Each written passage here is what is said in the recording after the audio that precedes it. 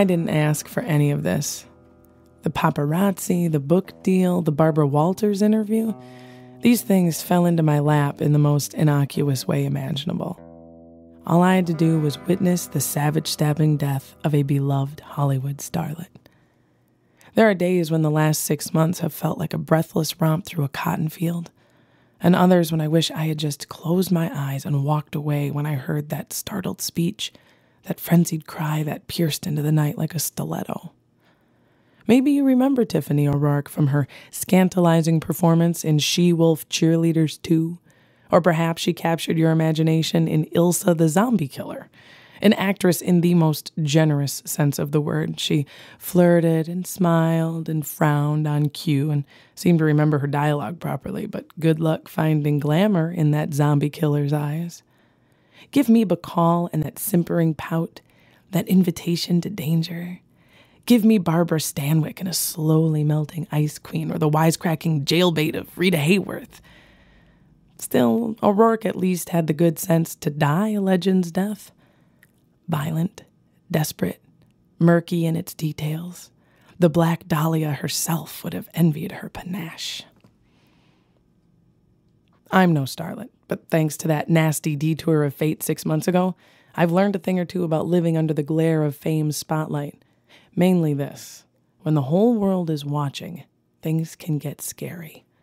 And if fame can be a hair-raising ride for an accidental C-list celebrity like myself, just imagine the world through Tiffany O'Rourke's peepers as she stepped into the Donkey Punch, a dust-ridden dive bar I've had the misfortune of waiting tables at for the last 11 years. On a good night, we get bikers, hookers, pickpockets, panhandlers, meth heads, and hustlers just out on bail. It almost makes sense that a slumming Hollywood starlet would be hacked to pieces there. There might as well have been a warning to that effect at the bottom of the no shoes, no shirt, no service sign. Third shift at the Donkey Punch is the place where dreams go to be shot twice in the abdomen and left for dead.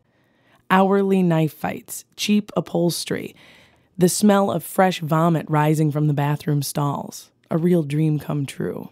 But the Donkey Punch's true appeal is in the crowd it attracts. If it's danger this pampered diva seeks, she couldn't have found a more potent mix than our late-night cast of miscreants.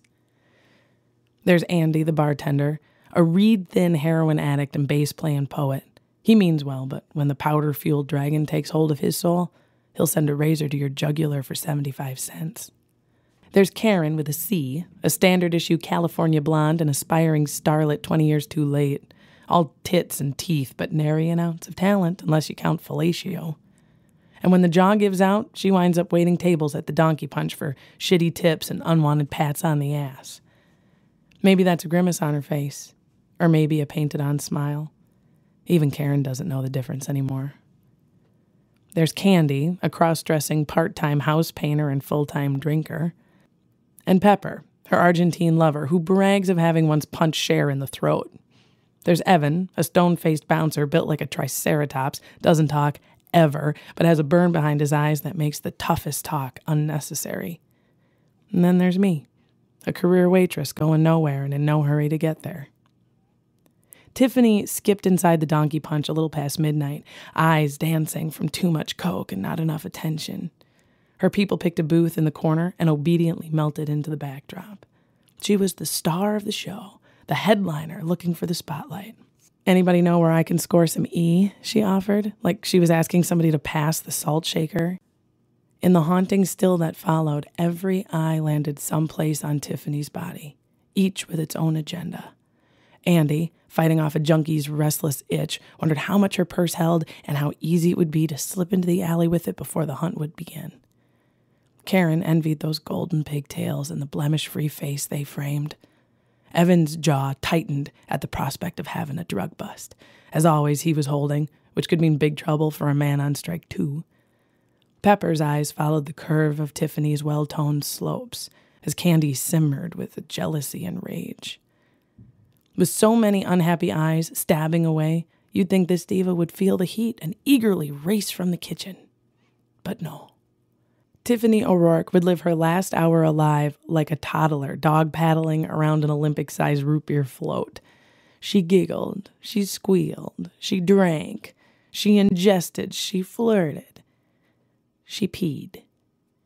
I was in the hallway mopping up when the curtain finally fell. Innocently enough, it began this way. "Excuse me." No politeness here. This was an indignant demand from a sheltered star. "Did I or did I not ask for a new glass for my rum and coke?" And this wasn't really about hygiene. It was the opening verse to a heated celebrity tirade. "Hello? I really didn't think I was asking for too much. Do you people even know who I am? Hello?" Her words ricocheted down the hallway, finding the softest spot of my inner ear and prickling at it. She was not pleasant, and she was just getting warmed up.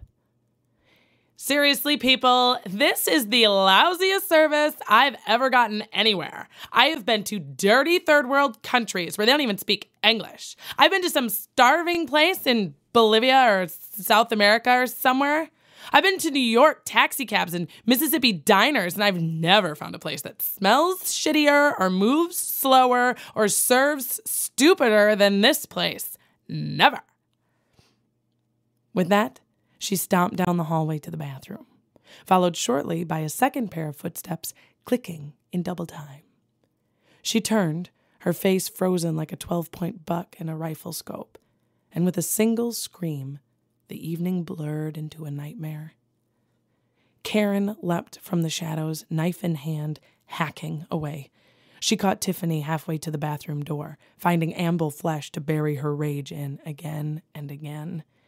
I tried to yank Karen away, but there was no stopping this cyclone. In the splattered bathroom mirror, I could see the widened eyes of a tigress, eyes that grew more alive, more animalistic with every stab. She stabbed at Tiffany's privilege, her status, her fame. She stabbed at her crappy job, her empty life. She stabbed at every asshole drinker demanding more, every married manager hitting on her, every failed audition, every lonely night, every bad tipper, every spilled gin and tonic ever. She sliced, ripped, kicked, shrieked, shredded, spat, grunted, wheezed, gouged, grabbed, and she cried.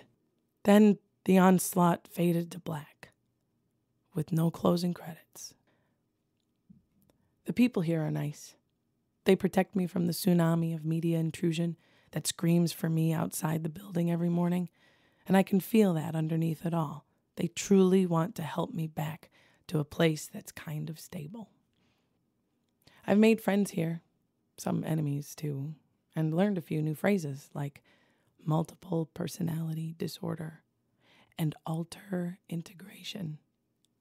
It's not easy to make sense of things, but these nice people are easing me into some kind of understanding. They're trying. And we're trying too. Karen and I. I miss my freedom. I miss my old life, my old friends. But as much as I'd love to get on my bike and race along the creek, listening to the whistle of those waist-high weeds like I used to, in the end, I'm here because Karen and I are inseparable. She needs me. Because there's no telling what kind of trouble she could get into without me.